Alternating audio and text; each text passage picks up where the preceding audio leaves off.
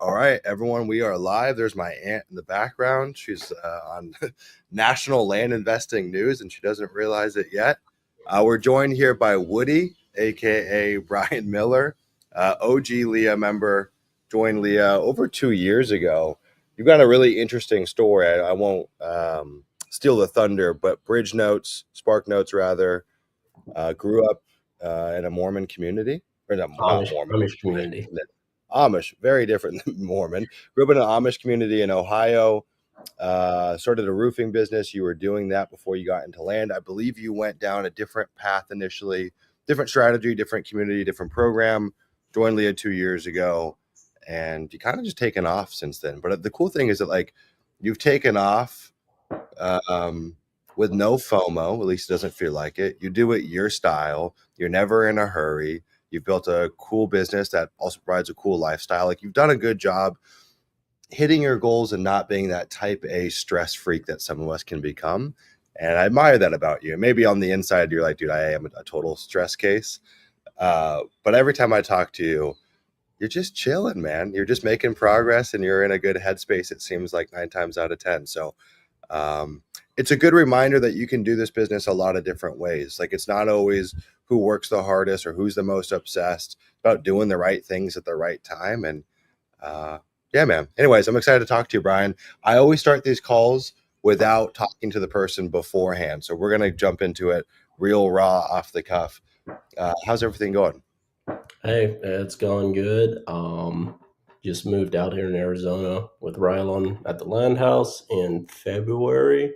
So today we had the second day of the year that's 102 today. So Wow, already. yeah, so all the locals, I tell them I'm come from Ohio, I'm chasing the warm weather, and they're like, "You're gonna regret this in the summer." I'm like, "Well, we'll see. It Yeah, can't be worse than Ohio winter." So yeah.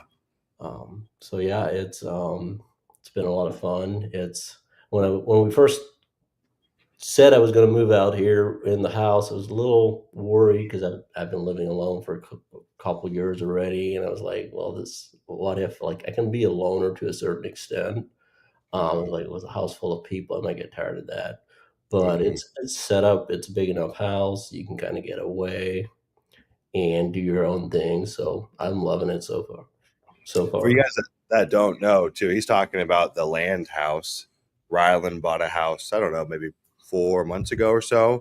And I think it's predominantly all LIA members, but for sure, all land investors living in the house. I think there's 6 or 7 of you guys all living there. Super cool house in Scottsdale.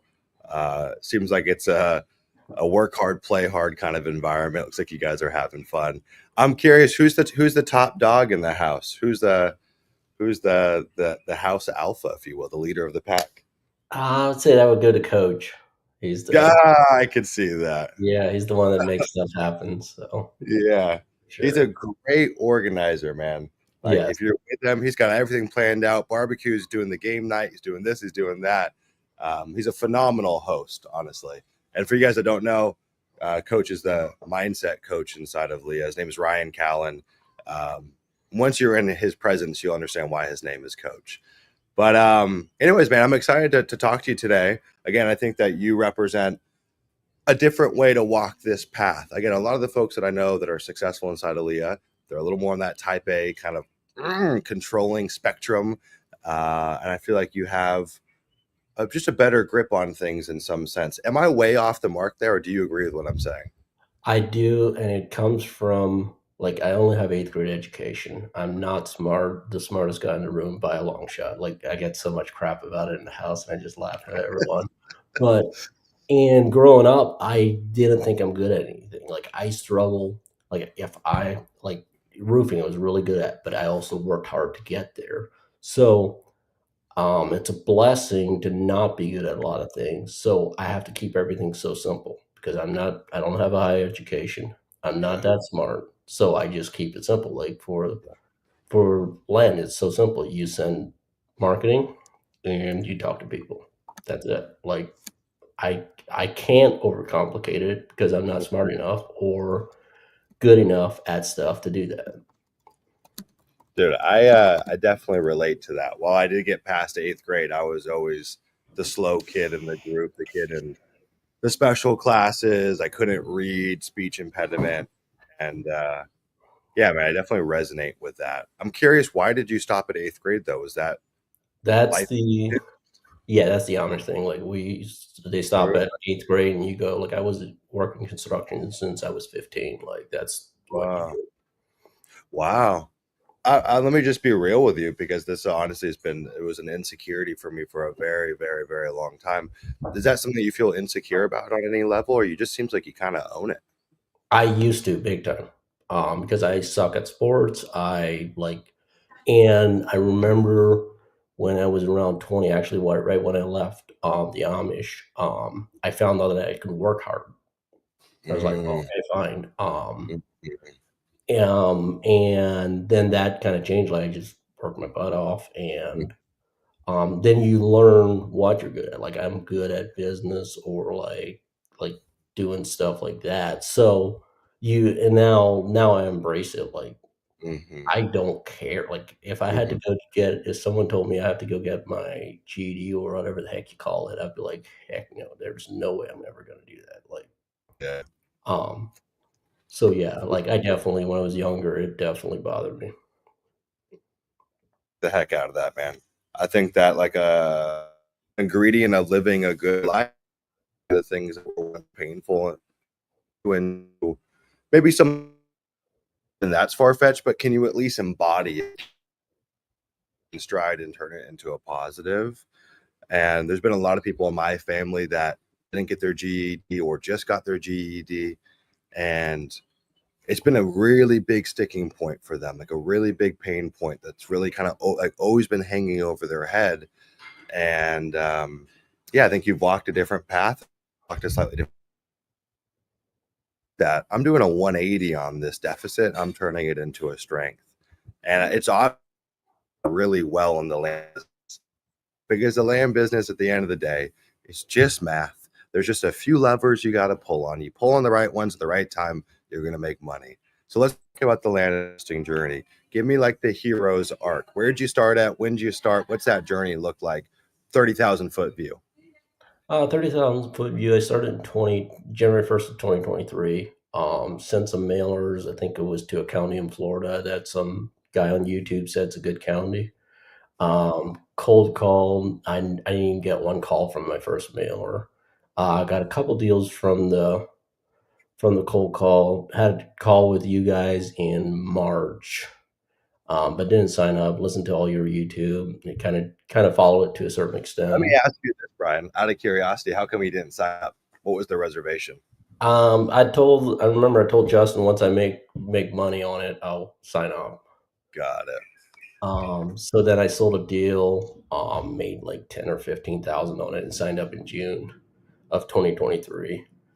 And then that, got a couple deals till November, went to the LIA event, the first LIA event, and signed up for Land Insights there, and went home and just did exactly what Michael Bull said he does in his speech at the LIA event, and they're kind of exploded from there.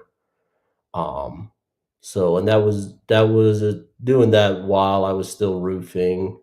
Um, Ran that out last summer. Did the first year I did it right around 100,000, and that would have been like gross profit. And then last year it was a little over 500,000 at the end of the year. And Wow. then yeah, and then in December I shut down my roofing company and went full time in the land business.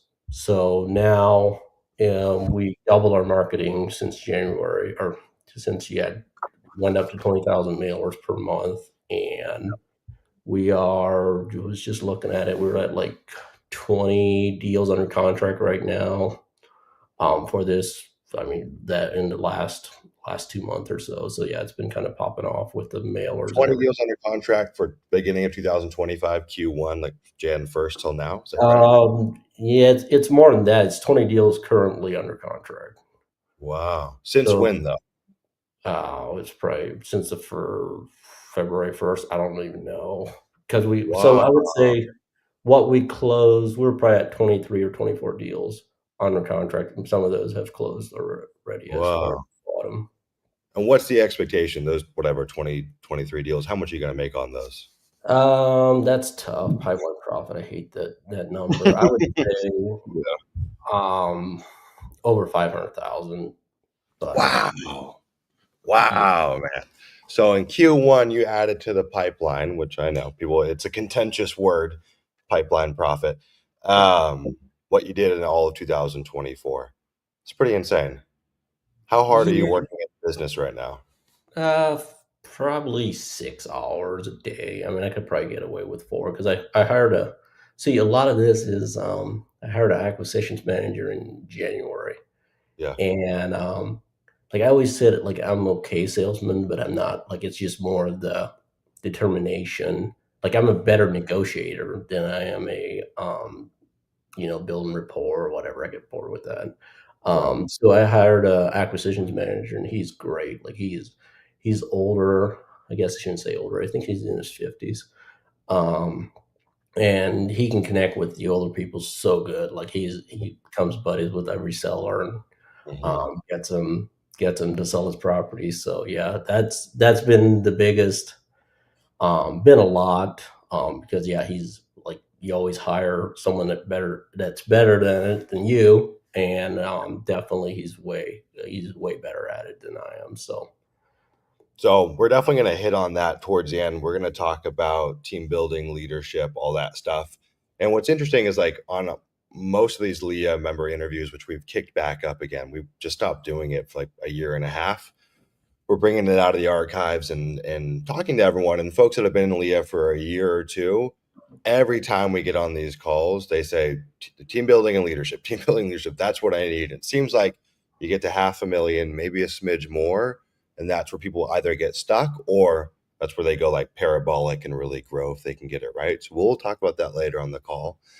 One thing I want to point out, and I unfortunately, not to be mean, but I typically do bag on some of these people that say, "Hey, I'll take the next step in my education, whether it's LIA or whatever else, once I go and get a deal." And I bag on them because they almost never get a deal, or they just never come back around.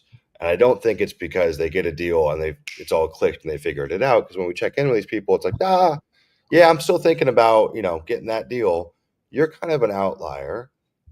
Would you recommend that path to other people? Because I've seen it fail miserably on the average. Of course, there's always outliers.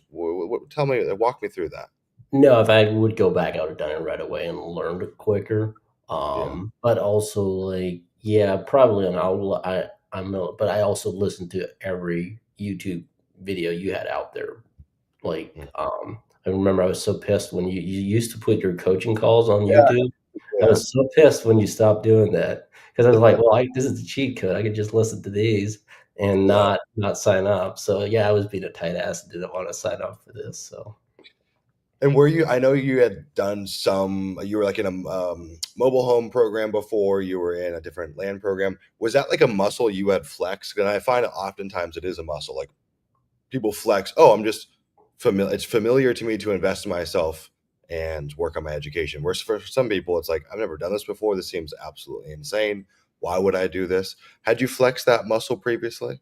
I had, and I got a little annoyed with the coaching game because it depends where you some of people are so full of shit. Like I kind of learned through that to weed out the bad guys or like because there were even when I found you, like I was listening to other people on YouTube that were selling coaching programs as well. And the experience from the past is was I was able to suss out who I thought was the best, and I'm pretty sure I made the right decision on that. So Well, thank you, man. Yeah, no, I agree. I have a real bone to pick, not even just with the land coaching industry, just coaching in general. And I hate to be associated with it. And I think the market started to wake up where people are really freaking jaded, man, and like deservingly so. You get people that get on these calls or think about joining Lee, and I'm sure other people experience this in coaching where it's like, hey, I've been burned 2 times before. Maybe I paid $40,000 to a different coach or some huge amount of money. And yeah, it's a couple things. One, I think that the fulfillment's usually crap. The strategy's probably pretty outdated, no matter what the industry is. And my big bone to pick, which is this is a personal thing. I'm not saying that has to be true for everyone.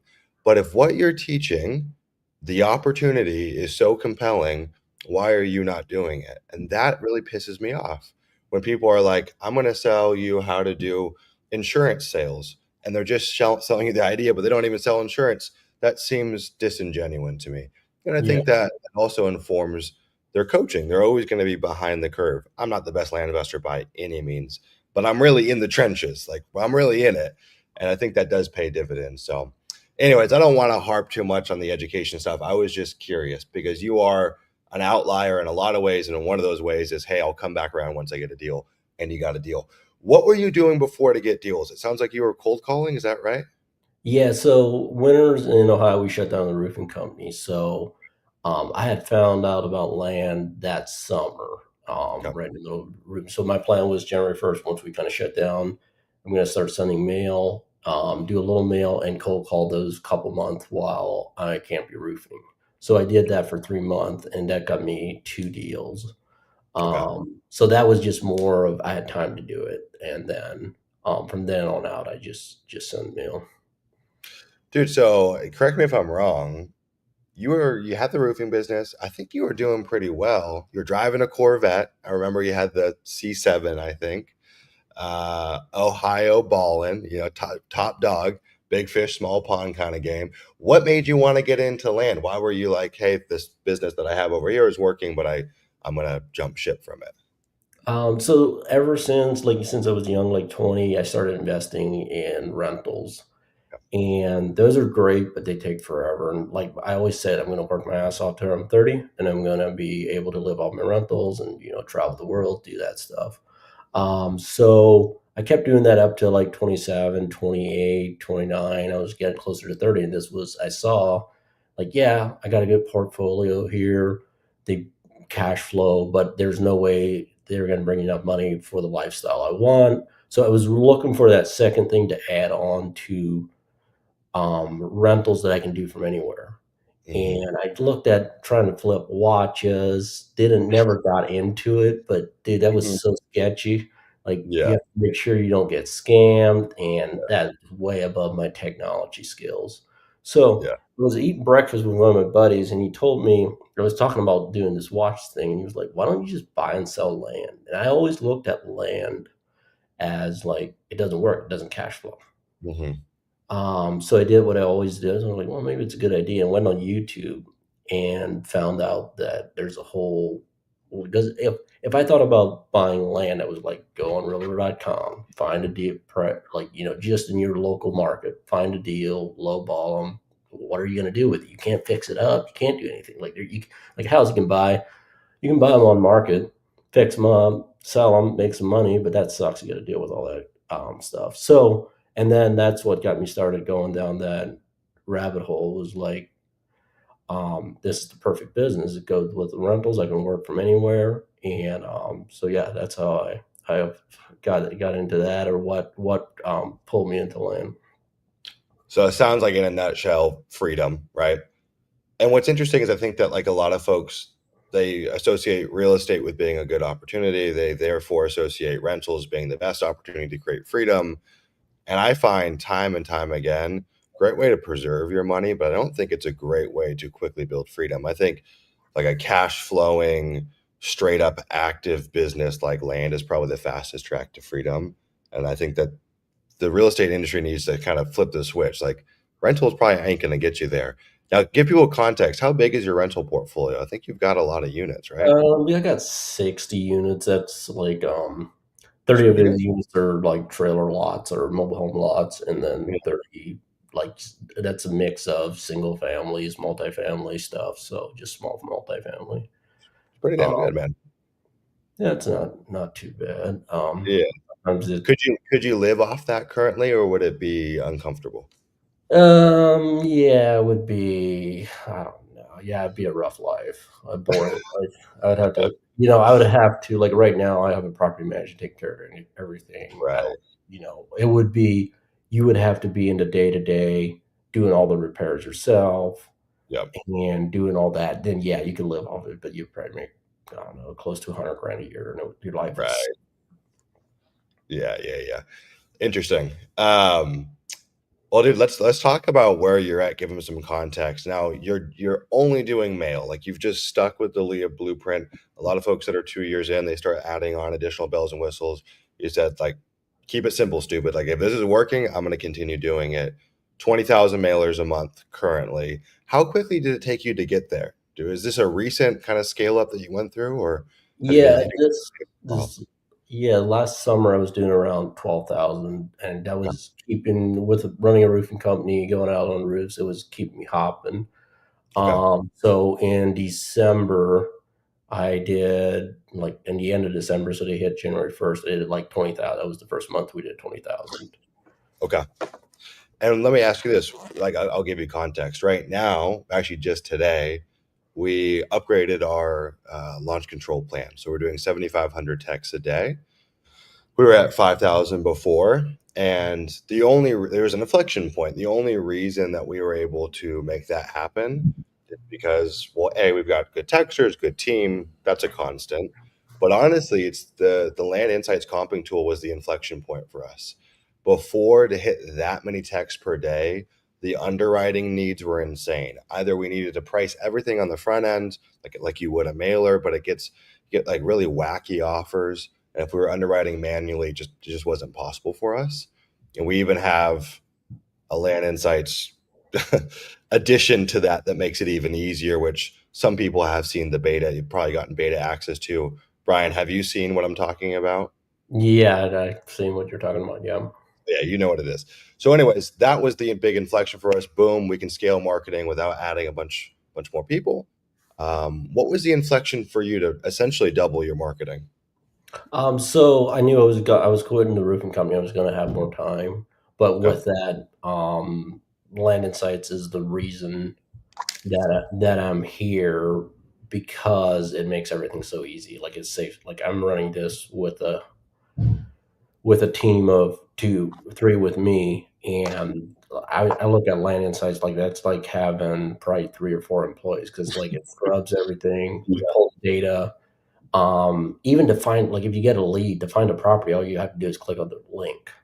Yeah. Um, Yeah. Everything is just way simpler. So the biggest thing was quitting the roofing company. Like now, I have 6 hours a day Hmm. or 10 hours a day if I need to. Um, like before, it was like usually I tried to just work on the roof 4 days a week, and then try to catch up evenings and Saturdays. Um, it was it was doable at 10,000 or 10 to 12 was really hard to do. At 5,000 was pretty simple. Yeah. Yeah. But yeah, last summer was wild trying to do that and keep up with everything.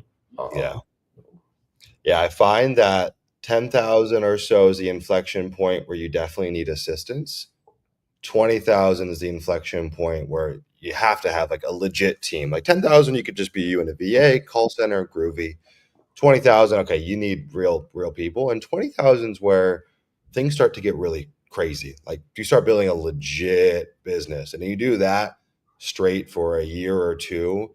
And that stuff is just building in the background, just always nurturing, getting more and more leads. It kind of compounds. That's a legit business. It's a consistent business. It's a really profitable business if done right. Um, I'll actually put it for you guys down below. Obviously, we have the link to get on the application call for Leah. Also, I'll put the link down there. 1,000 free hot seller leads if you guys want to test drive Land Insights. Land Insights, you live in the land house, so you probably know, Brian. It's been getting insane, dude. The number of people joining Land Insights is insane. The market is starting to wake up to the fact that holy crap, like Brian said, it's an army of 3, 4, 5 people on your team for 5 months. It's just a brainer. Um, Dude, one thing I want to ask because this is a common limiting belief that I think a lot of people have, and sometimes it's warranted.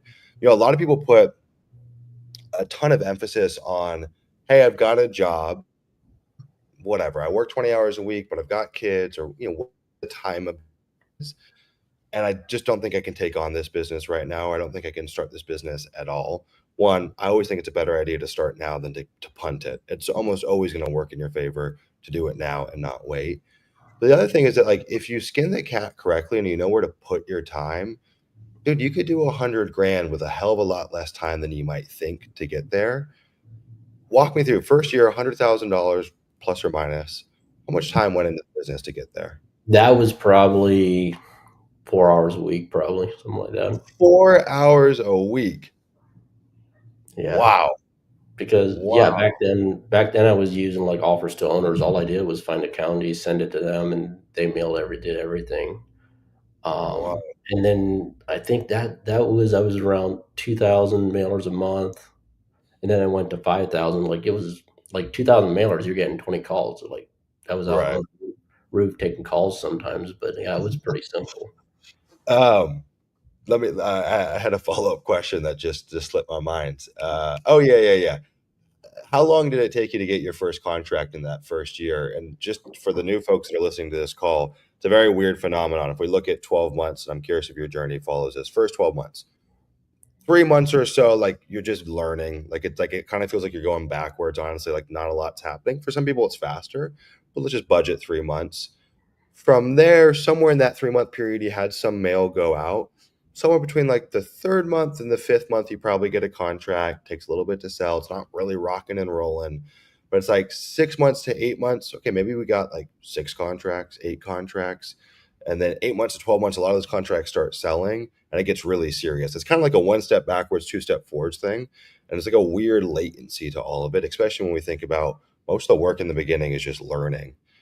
How quickly did it take you to get that first contract, and then how quickly did it take to sell it? So the first one doesn't really count because it was a I bought my first deal was a landlocked property in Florida that I bought for $800, and I sold it on Facebook before I even had bought it to a guy for $2,500. I think I still have the original check. I made like $800 on it, Yeah. but then the actual deal that was a buy for 4,500 in March or April. Then I sold it in June for I forget, it was around 12. By the time the roller fees and everything, I made like 20 grand on it. It was a very good learning curve about how if you do a small deal like that, you think like I bought it for 4 and sold it for 12. I thought I was going to make good money, and then the settlement statement came up like this sucks. This is Yeah. not Yeah. money. Yeah. Yeah. Yeah. Was that in Leah or before Leah? That was before Leah. What about once you started Leah? Because you kind of did a 180 from what you were doing before with Yeah, college. once I started Leah, I'm trying to remember. That was in July. I know from July to November, I just kind of kept going with what I like. It was kind of a learning curve. I was sending about 2,000 mailers when I joined Leah. And Okay. then in November, when the event was, and I got landing sites, that's when it really blew up. Took off. Yeah. I remember meeting you in person at the event for the first time. And I remember, this is no BS. I remember just being in your presence. You've got a very calm, steady energy. And I was like, huh, it caught my attention and like it clicked for me for some reason. Especially at these events, you get a lot of rah, rah, what's up, bro? Like everyone's all hyped up.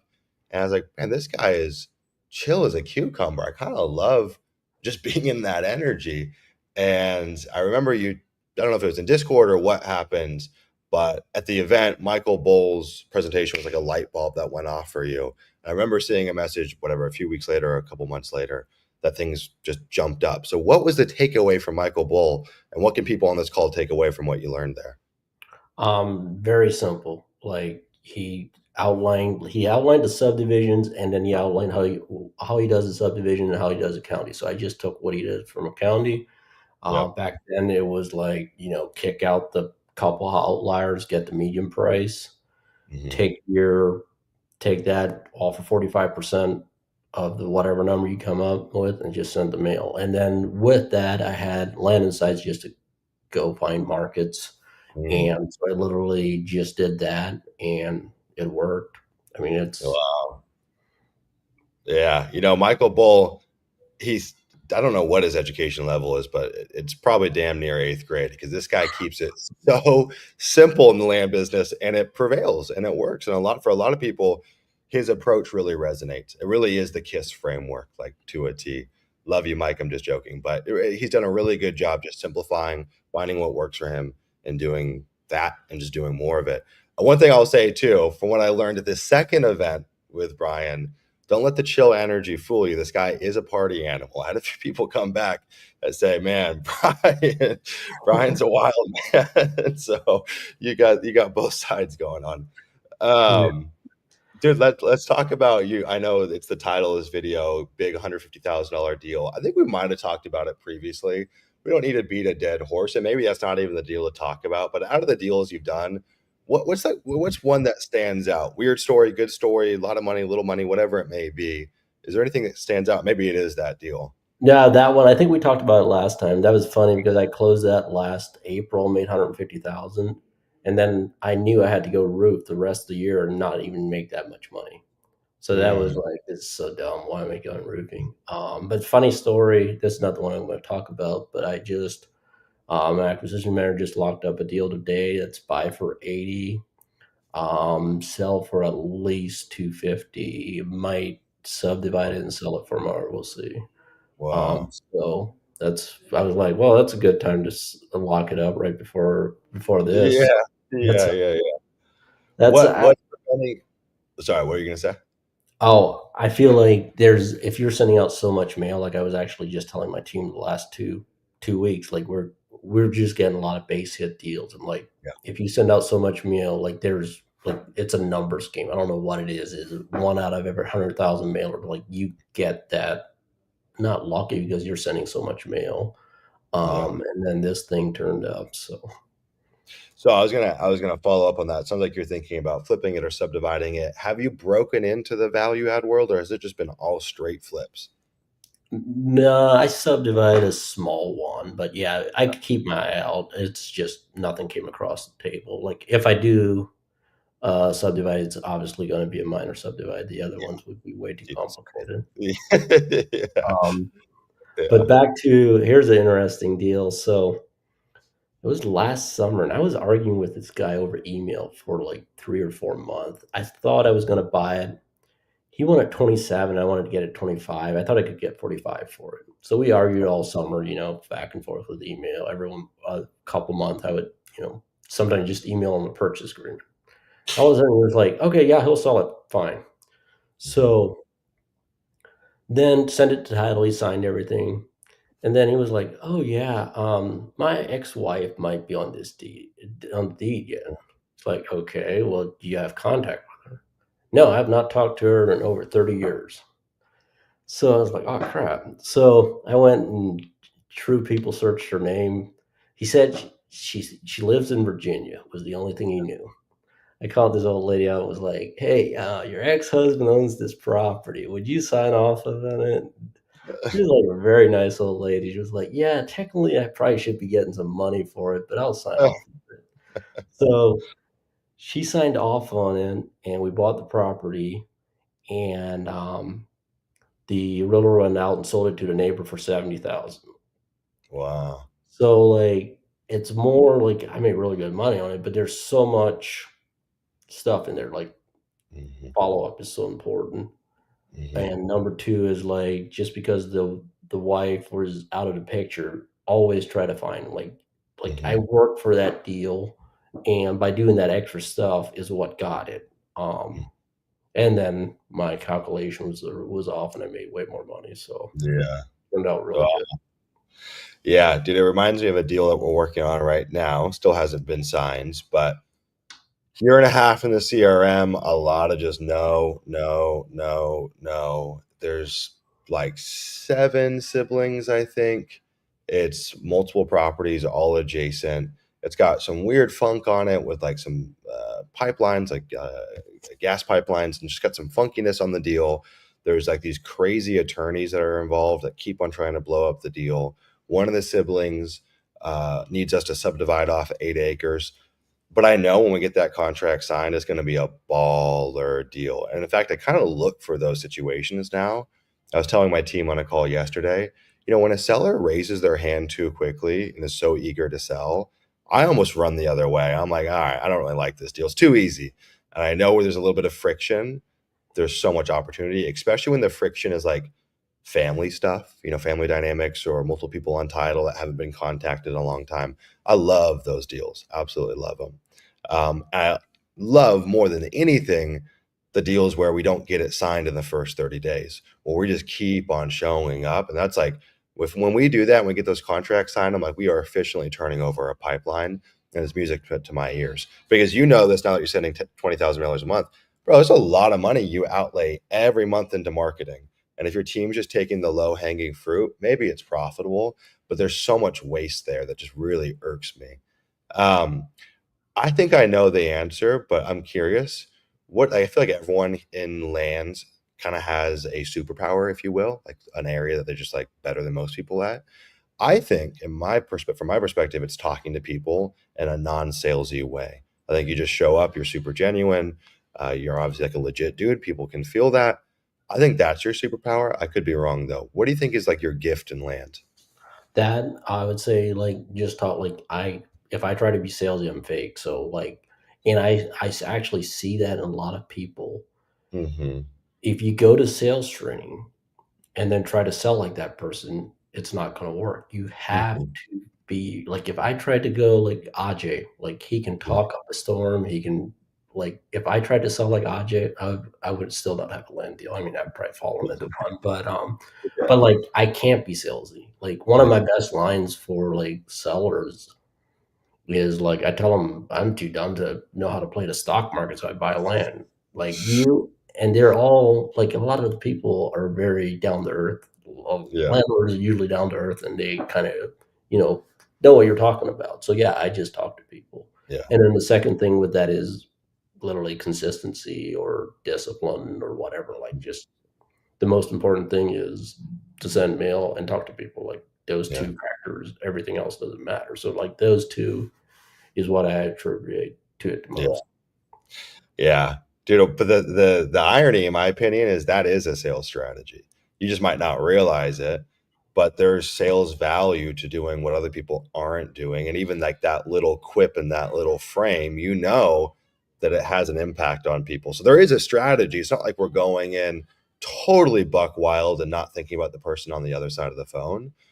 But I think that there's it's twofold. One, be yourself, whatever that looks like. Like, don't try to change yourself too much. You can get better and improve your skill, but there's a point where it's diminishing returns and it hurts you. Like, I think that I'm maybe not on Ajay's level of like salesiness, but I definitely talk fast, throw a lot of people. There's a lot of energy, but that might not resonate for some people that aren't that person. So you do have to kind of play to your strengths to some extent. And I do think there's the second part is I think there is merit to doing the polar opposite of what other people are doing. If everyone's telling you to send out shotgun mailers, maybe we should zig the other way. Same thing on these sales calls. As you can attest to, a lot of these sellers that we talk to, we're not the first land investor they've ever spoken to. And so either it's these people are really salesy and they're like too smooth talking, or they just don't call me back or whatever, some simple things like that. So I'm just going to do the opposite. And it usually bodes pretty well. Um, it looks like everyone's telling me, talking in the chat about your bull riding coming up on Wednesday. Is that true? Are you actually riding a bull? Yeah. So Ryle the other day he said we're going up to this rodeo bar. I don't know what it's called. There's a name for it. I just call it the rodeo bar that you can ride a bull. And he said he was just texted everyone and was like, "Well, we're gonna go up, and I signed you up, Brian." So I was like, "Okay, fine, whatever. It'll be a rush."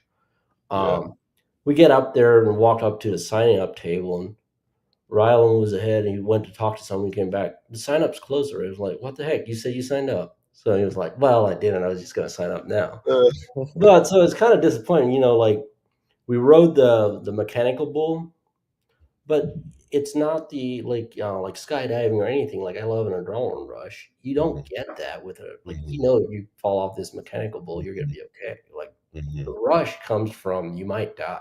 Yes. So Straight yeah, up. so supposedly we're going up again. I don't know when, Wednesday night or something. So Wow.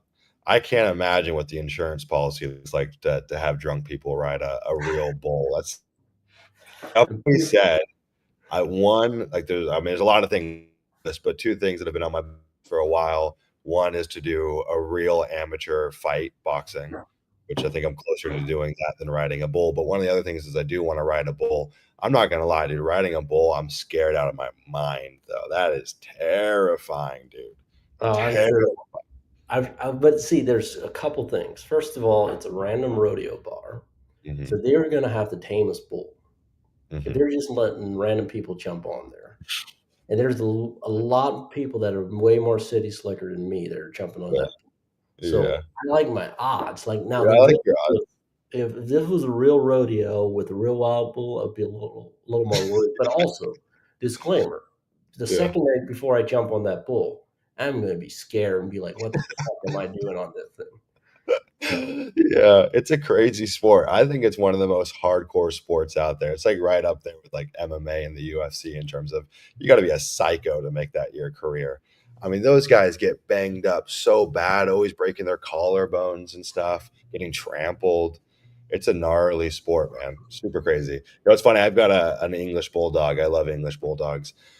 And actually, the history of how bulldogs came to be, because you look at these dogs, you're like, they don't really seem like they have any utility. Well, they were bred for bullfighting. But what they would do is they would release a bunch of English bulldogs on a bull, and they would fight to the death. Bulldogs should prevail. They got power in numbers. They can bite the or the bull that kind of English bulldog. It's funny. Like living here in Bali, hopefully that's like the thing. Like temples, they have ceremonies, betting on it. And yeah, dude, human history is wild. Like it's only in Western countries where this stuff is like frowned upon or so different. But like humans fighting animals or animals fighting, that is like a very common thing in the history of humans. And there's something very primal about hopping on a bull and riding it. You will have to get a video, man. Let me ask you this: there's a lot of young guns watching this call or that will watch this call at some point.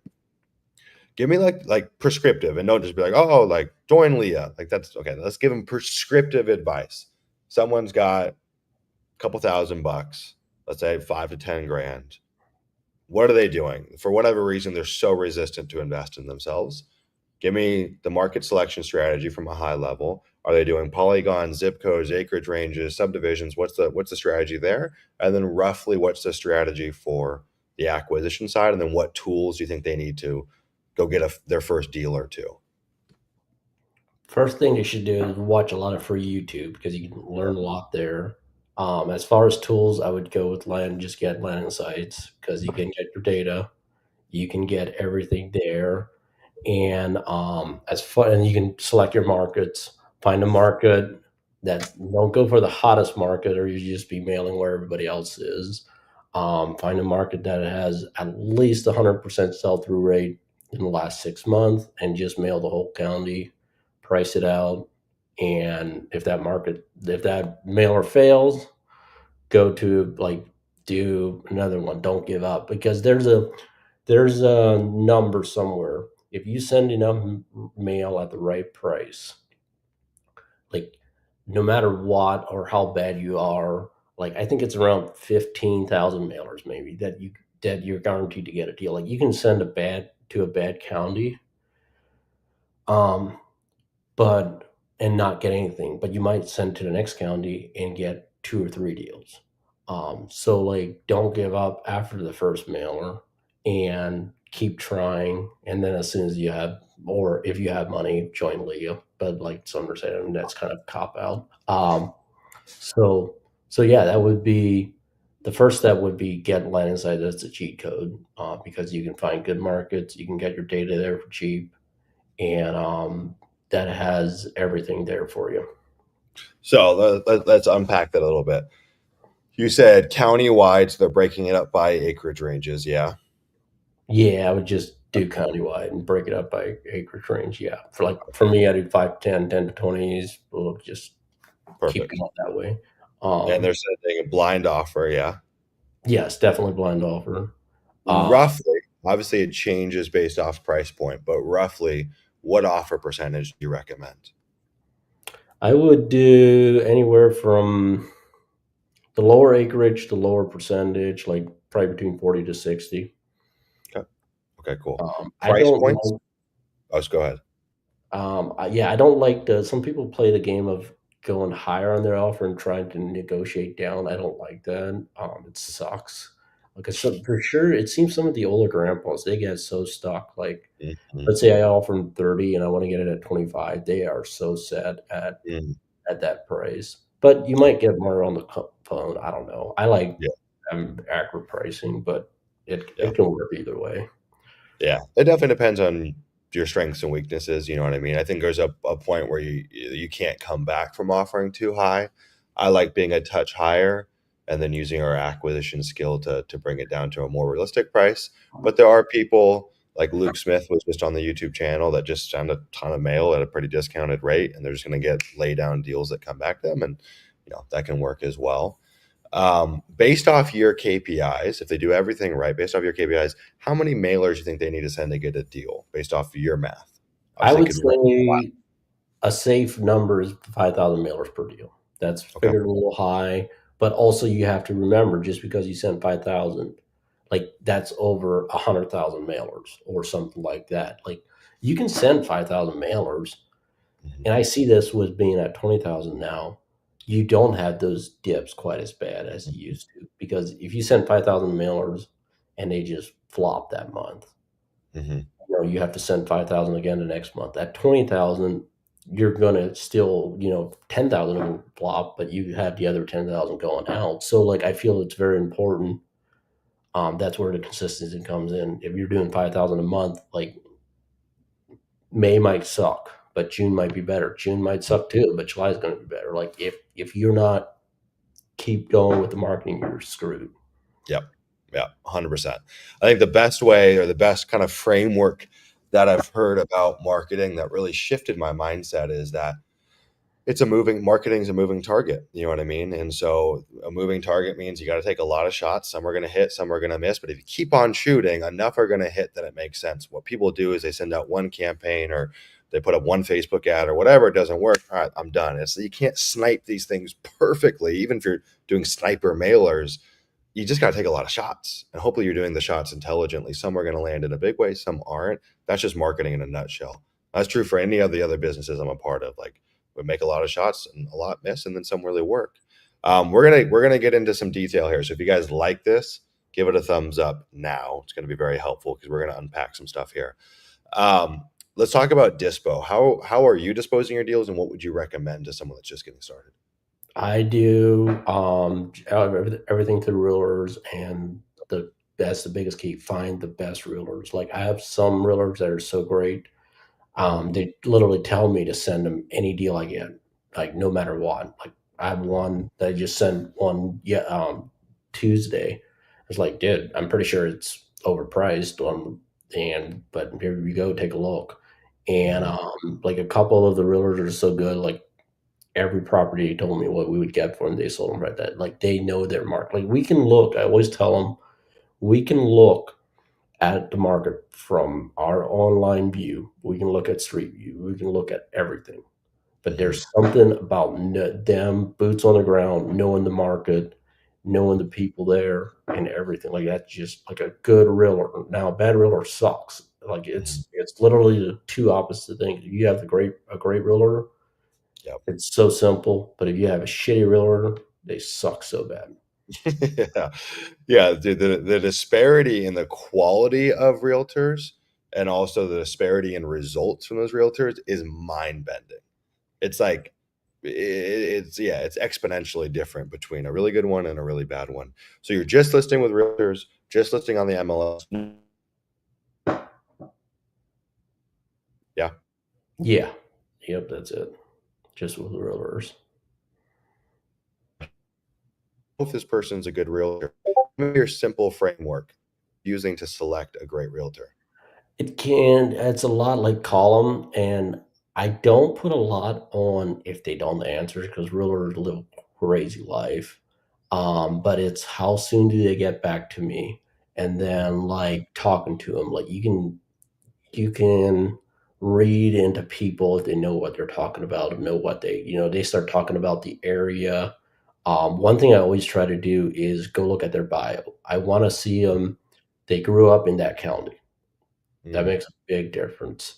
And then like the subtle stuff, like the one I just listed with the new one was like she's the number one realtor in that area. Well, that tells you a lot. And mm, after being on for a week, not much traction.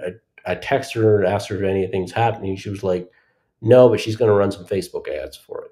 Like most realtors will not do that. So, Yep. like, it's that subtle stuff of listening and seeing what they say, but the inside stuff of what they say, not the actual stuff they say. Mhm. Because they can feed you a line of crap, but you're watching for the ones that just try to blow smoke. You can kind of read through those. It's the subtle things they say that they when they're not trying to brag. For sure. Okay. Are most of these like with land brokerages or a lot of these like or what? Most of them, I just go on Land Insight's Realtor tool and try to call the ones that sold the most, like the top three or so, and then Okay. feel out which one I like the best. Okay. Okay, cool. Yeah, for us, we use Land Insights. We look at their volume for the brokerage and for them individually, look at their current listings. This is a weird one, but if they have a drone, I think that's a really good indicator that they're a land realtor. Um, and when we can, we try to get a referral. The referrals are always the best from another LIA member. It doesn't always happen, but we certainly try. What's the breakdown right now? Cash close, double close, or is it all cash closes? It's probably 95%. I hate double closes. They Why do you think double they closes? just complicate things. Okay. But and also I feel like if you talk with people that double close, they hate realtors Mm, because every one of my good realtors would not touch a double close. mhm, So mhm, I feel like those are almost, and you might find some good ones that there's one that's pretty good that double closes, but for the most part, the really good ones don't touch them. So I feel like if you're double closing a lot, realtors are going to suck because you're getting the ones that are really good have enough work. They don't even care. They won't touch it. They're like, no, I'm not going to deal with that. okay. But that's not always. But a couple of my top three would never touch a double close. Yeah, yeah, yeah. Yeah, our best realtors, usually we do start a cash relationship, and then we've nurtured them enough, we get approval by their brokerages that they take on double closes for us. That's a minority of them for sure, but those have been our best performing realtors. We've got this gal in Texas who's just a killer, man, a savage. She's showing the property every day of the week. She's getting out there, getting the photos immediately. Like she's so about it. And we brought her a lot of inventory. So she's like really respects the relationship. But I remember when we first pitched her on double closes, she was like, she was really gun shy. But we had some rapport, we had some trust. Says, you know what, I'm going to bring this to my broker. They reviewed it, made some amendments to what they had to see in the contract, and it's just been a really good relationship since then. So, yeah, Yeah. I do agree. The double close stuff is tough on the realtors, but on the flip side, double closing without a realtor, I think, is a suicide mission. I just think it's a Oh, terrible 100%. idea. It always gets so convoluted because when we have an agent, we've got kind of the halo effect of the agent. So title companies trust us more. The buyers agents trust us more. Like everything is just smoother. Um, Roughly, how many deals are you acquiring a month, and how many deals are you selling a month right now? So I would say with the like 12,000 mailers or like it's kind of coming into the higher mark, I would say we're going to be around 6 to 10 Wow. that we're closing. I mean that's the bottom line goal is to get six deals that we buy a month from Okay. sending 20,000 mailers is kind of our goal. So Wow. And what about on the dispo side? dispo side, I mean, just as like we're just trying to sell them as quickly as we can. I mean, that's just But give me like the average. Give me the average on a monthly basis. it just depends. Like some of our dispo, like in January, we didn't buy much. Like right now, what's happening is we stepped up to 20,000 mailers. This is a very good example of the lagging indicators in the land business. We stepped up to 20,000 mailers the first of January. We're in Mhm, March now. We have 20 deals under contract to buy. We mhm, own 10 of them. Like now, 3 months later is when the mhm. results start coming in. Like January was so slow. I got two or three deals. I'm like, what the heck? I sent 20,000 mailers. This is crazy. Like, what's happening? Yeah. Yeah. Um, so like I would say we're closing 3 to 4 currently a month. Okay. Um, On the dispo side. on the dispo side, yeah. Okay. But that's Okay. going to go up in the next couple months as um this pipeline gets bigger. For sure. Yeah, there's such a latency, especially with mail. Out of those 6 to 10 deals you're acquiring a month, how many of those are coming from remarketing campaigns? And then how many are coming from like what I call market discovery? You're using land insights, you found a new county, new zip code, whatever, and you go and hit it. That's way above my eighth grade education. I don't know. All right, give me your gut read. How many of your I would say probably 70% from retargeting, 30 sweet? percent from now. Give me 20% of leeway either way. So Right. Okay. And that's usually the breakdown. 2 years in, most of your campaigns should be to areas that have already proven themselves, and we can de-risk our operation by a lot. I'm getting technical with you, Brian, so I think it's going to be helpful for people. On average, of course, it's so variable, but on average, what's the frequency of a remarketing campaign? every 6 months. Oh, every 6 months. That's a long time. I think we could skinny that down, in my opinion. That's a Maybe long I time. should. Yeah. I know people that hit the same place, not even counties, sometimes less than counties, smaller areas every month. That's very aggressive, and there's got to be a lot of data there. But I think 3 months is plenty fine. You're going to do more deals by skinning it down on a quarterly basis. Now, look at if it's 100 records, maybe 6 months is fine. But for bigger chunks of data, I think you could definitely increase the frequency. Um, So oh, on that yeah, is if you had a market that's 500 mailers, would yeah, you be remailing that every 3 months? I think so. Yeah, I think so. Um, I mean, it depends. Like it depends. Like how well has it proven itself, kind of thing. But if it's not like a hunch, like I think this could be good. But if it's legitimately proven itself, for sure, for sure. And the risk that you're allocating is so low. You know what I mean? $300, $250 of risk on that remarketing. And the truth is, you might have penetrated a lot of that list. Let's say in a perfect world, you've remarketed a few times and 400 out of the 500 people have opened the letter, which is so improbable. It's probably 100 people have actually opened your letter. And so a lot of the gain is you're going to get people that opened the letter that didn't before. But even the ones that have opened it, the frequency of being reminded and seeing you again and again and again, there's a huge marketing effect to that. In fact, they say for direct mail to fully like generate the most yield from direct mail, it's 7 touches to the same person that they have to see. Hardly anyone's doing that in land. And I don't know exactly how they came up with those numbers, so I can't speak to the legitimacy of that. But there is something to be said about that recurring reminder. So there's like 3 components to remarketing that I think is interesting. The one is we get more people to open it because, dude, I think the open rate for mail is so low, so low. So the second part is that you kind of build trust by the frequency of you showing up. I always use the example, but it's omnipresence to some extent. You're driving your car, you hear a dentist on the radio, then you see his billboard, you see him on face. Like seeing someone again and again and again certainly builds trust, especially if you have a photo of yourself on the mailer. I think oftentimes they forget the name, but they don't forget the face. And so I think there's power in that continuing to show up. But then the third thing is right time, right place. Bro, like that person's not ready to sell now, but in December of 2025, maybe they are ready to sell now. Are you the one that's showing up in that at that right time, right place? Probably not for most people. And so what happens is all of Brian's campaigns before them planted the seed, got their gears turning, and then I mail them and they're like, all right, I'm ready to sell now, and I get the deal. But you did the work of nurturing them without even realizing it. So yeah, I'm a big proponent of remarketing. And the people that are really killing it, especially with direct mail, because we allocate a lot of money to direct mail, so there's certainly risk there for the new market discovery. Dude, it's like 80-90% remarketing once you've built up a big enough data set. Out of your 20,000 pieces of mail, how much data do you need to get to hit that 20,000? Is it 50,000 pieces of data, 40,000, scrubbing, all that jazz?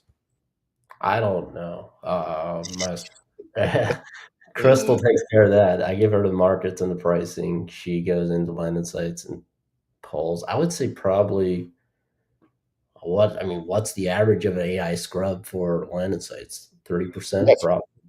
Well, it depends on the market. If you're hitting all of them, and it depends on the inputs that you put in, right? So how much flood zone you want to remove, et cetera. 40 to 50%, depending on the market, I would say. Especially if you factor in AI scrub and maybe they do some manual scrubbing to touch up on top of it. Maybe they're doing like the ownership scrub where it's like, hey, remove the waste municipality or whatever, probably about 50% is going to get removed if you layer all of those on top of each other. So let's Yeah. call it So, 40,000 pieces of data. mhm. Yeah. Does that sound about right? Yeah, I would say that sounds pretty close. Okay. Um, And look at, if you guys are not scrubbing your data, it's so hard to do this business right without it.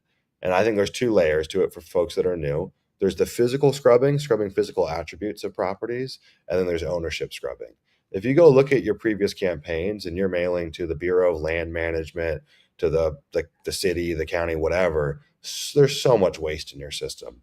Like overnight, we can probably double your results just by scrubbing. Kay says, and Kay is a freaking savage at marketing, truly like someone for everyone to take note from. I think she's actually got a call coming up on the YouTube channel soon. But she says she remails every 6 to 8 weeks consistently, and it works. So something there. Michael Bowles got a little town. Your good friend Mike B. He's got a little town that he's been hitting for years. It's like an annuity. It just pays him six figures every year, and he just hits it, I think, every single month. And yeah, there's like 10,000 records there, so there's a lot of owners. And I know people that have done that in a lot of different places, and it's just like guaranteed money in the bank that's just always flowing in. All right, man, let's flip the script. I know you've got questions for me. We're going to kind of toss it over to you, maybe more of like a one-on-one coaching style. So anything goes, whatever you got for me. Let's jump into it. for sure. Yeah, one of the biggest things that I'm seeing is now that I have an acquisitions manager and operations manager is like where's the like one of like literally the hardest thing for me is like where when stuff comes up, when are you micromanaging, where like I see that I have to get better at leadership more than anything else, because like if I don't and I'm sitting there micromanaging, I am the bottleneck of the business, and like it's on me, not them. Mhm. And to build this more of a business than just, you know, like the last couple of years, just, you're just buying land, you're on your own. It's pretty simple. So yeah, I would say that's the biggest question or the biggest struggle for me. For sure. And that's the most common like transition roadblock people have from solo operator. I do everything to build a team. They don't even get to extract the full benefits of having a team. And in some cases, it's actually a worse situation because they're spending a lot of time micromanaging. They're inherently getting worse results from the people because they're just not fully ramped up or trained up yet. And then there starts like resentment starts to form. People start getting their feelings hurt. It just turns into a really nasty situation. Before we touch on that, though, you've got a US based ops person, which I've met before. And is Mhm. it a US acquisition manager, and is that it? Yeah, that's it. Both US, and they're both great. Like they're Okay, both do really good at what they do, and that's a lot of the reason we're doing as good as we are this year. cool. Okay. How long have both of them been with you? So Crystal has been with me full time since last May, and Okay. then Steve just started in January. Okay. Cool. And when you say micromanaging, what does that typically look like? I would say, like, as far as like on the operation management, like I don't know how to pull data and do all that stuff anyway. So like I can stay out of that and don't care. I know it's going to happen. It was just more like I see it a lot like with when you're the acquisitions manager and now someone else is, when to step in. You're looking at a deal in Pebble and you're like, that's a crap deal. Like, do I just go in and tell them, like, just write a note, don't even call this guy, this is a dead deal? Like, you kind of have to um let them figure it out so they know, because if I go on vacation for 2 weeks, the better if I sit there and micromanage and don't let them make decisions, then that's not fair for them, and they're just as capable as I am to learn that. So like in that case, like stuff like that. Okay. So there's a four-part framework that we need to think about first. So we need to answer these questions, and once if it's yes to all of them, then I'll give you my advice. If it's no to some of them, then we'll have to fix them. So first off, have we selected the right person? That's a really obvious one. Most people get that super wrong. Did we onboard them correctly? Do we? This is kind of a twofer for onboarding, but it's slightly different.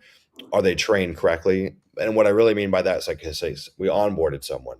Did we spend the 4, 6, 8 weeks really in the trenches with them? That's what I mean by onboarding. And by training, I mean, like, is there an index, a library, a catalog where the things that you are micromanaging on are documented somewhere to where it can't just be, hey, why are you doing this deal? And they say, I don't know. I thought these are the deals you wanted me to do. If that's what's coming up, it's on you, and it's pretty much always on you no matter what. And the last part is, are they incentivized correctly? So you might be saying a micromanaging point would be like, I want my AM to hit 100 dials a day. They're only hitting 50. What's going on? Maybe the incentive's not strong enough for them to get there. Maybe we need to create an incentive based off call volume, or maybe they need to be more incentivized in the deals they're doing. So they have this internal desire to be like, I want to effing grow because I'm going to make a lot of money if I do. Is it yes to all four for both your AM and Crystal? Okay, you gotta go over them again. I can't keep Uh, up. yeah, yeah. So, did I select the right person? Have they Yes. been onboarded correctly? Do we have training for them, and are they incentivized correctly? Onboarding and training, I can't sit here and say yes, they've been onboarded correctly because I have no idea how to onboard someone, Mhm, if that makes sense. Like mhm, I mhm, I would say yeah, they're pretty even if they're not like there was a lack of, as far as I noticed a lot of things that I know in my head that I need to get out, like on video, or tell them a little more. Okay, so the reason we don't do this is, like, let's say Steve would come with a property that he thinks is a deal, and it is there's no, I don't know, something crazy with it that I can, it's just a natural instinct in me because I know after looking at property for over 2 years, like boom, that catches your eye. Like, no, we can't do that. Like mhm. I would say there was a lack of that from the start, as far as not kind of assuming everybody knows that and not realizing that you know so much more just from being in the land game. Mhm, mhm. Yeah, and then look at the things I'm gonna say. I don't want anyone to listen to this call and to think I'm doing all these things correctly because 'cause I'm not. Like, it's always a learning curve, and I don't think you ever get to this point where our training's perfect, everything's perfect, our management's perfect. It's a moving target. You're always trying to get better. So I'm gonna say these things, and I'm gonna say them in a perfect scenario. You're never gonna get all of them right, and I don't even have them all right. What's interesting is, as I've built new businesses, though, I've got them right much faster, or mostly right much faster, and we've grown much faster because of it. Where my land business, it took me so long to figure this out and definitely stunted our growth. Okay, so there's a lot of components here. The first component is, well, what are we building? And what we're building is, we're building a pyramid, a hierarchy, a machine, a contraption to where people are doing things without our oversight. And that's the only way a business can run. If you're in the CRM every day looking at the call logs, at a certain point, you like, not only are you the bottleneck for them, but you're also the bottleneck for the business as a whole. So we need to build this machine, this contraption where people are in their little domain and they own that domain. And you also need your team members to feel like they get to make decisions and they live and die by their decisions. There's the full weight of it, when they know, oh, Brian's going to save the day. Brian's going to look over my underwriting. Brian's going to look at this. They don't live and die by the sword. They got to live and die by the sword. You know what I mean? But to do that, we need to do those four things right. But we also need a risk tolerance for every single one of our team members. Like, you need to create that sink or swim environment where we are always micromanaging with oversight. So we can't be entirely ignorant of what's going on, but we're rarely micromanaging with our words. And here's a mind fuck, right? You want to think about something complicated. I had to learn this, but then I had to build leaders within my business where I had to teach this to them so they could do what I do. It gets really convoluted. So I learned this thing. I'll give you an example. I learned this thing in our land business. We brought Newman and Aries up through the ranks of leadership. And you know what they did? They became drill sergeants on people. It was not sustainable. I mean, nothing was getting missed, but we had this channel inside Slack, which is like leads needing attention, just drilling into people, like anything that was remotely missed. I'm like, guys, people, we can't operate like this. You know what I mean? So we changed our stance. We often lead with questions. So we're overseeing. I have a risk tolerance, so I'm going to allow people to make mistakes. There's going to be, hey, you can only make so many mistakes here, but I'm willing to take an L on a deal so you can learn. because I'm going to create someone that has ownership. You know what I mean? Like they're going to learn through experience, and I'm going to let them live and die by their own sword. There's a boundary to that, but I can't come in and save every effed up marketing campaign, save every missed opportunity or deal that we buy wrong. I have to have enough risk where I have risk tolerance, so I accept that. But what we do now is there are times to step in. So when we step in, we lead with questions. Hey, I'm just curious. What are you seeing here on this deal? Not giving them the answer and saying, this property's landlocked. What are you thinking? Blah, blah, blah, blah. Let them explain their thinking and go, oh, that's interesting because how I saw it was X, Y, and Z. The best way to do this, though, and this is how you create, especially on sales, all-star sales teams, is we do that on sales training calls.